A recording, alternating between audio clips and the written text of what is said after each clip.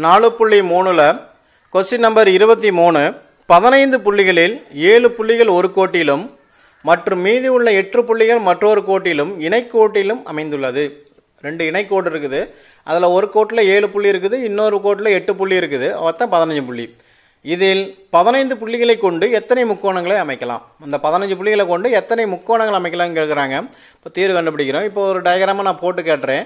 இப்போ ஒரு இணைக்கோடு, இதில் லைன் நம்பர் 1 லைன் நம்பர் 2 போட்டோம். இந்த முதல் கோட்டில் வந்து பார்த்தோன்னா 7 புள்ளிகள் இருக்குது.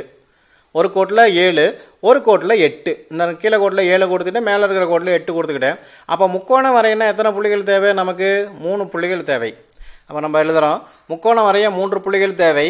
அப்போ 15 புள்ளிகள் வந்து 15C3 முக்கோணங்கள் வரையலாம். அப்போ 15C3னா 15, 14, 13 பை 1 × 2 × 3. அப்போ டோட்டலாக நமக்கு எவ்வளோ ஆயிரம்? 455 முக்கோணங்கள் வரையலாம்.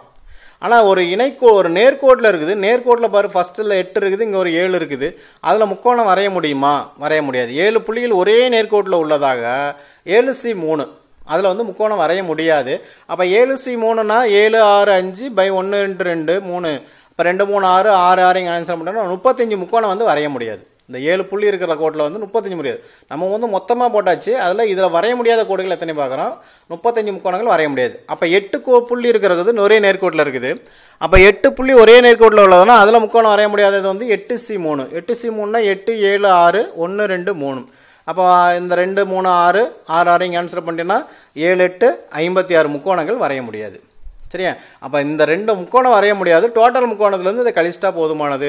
அப்போ தேவையான முக்கோணங்கள் 455ல் இருந்து 35 - 56 ரெண்டையும் கழிச்சிட்டோம்னா நமக்கு 364 முக்கோணங்கள் வரையலாம்.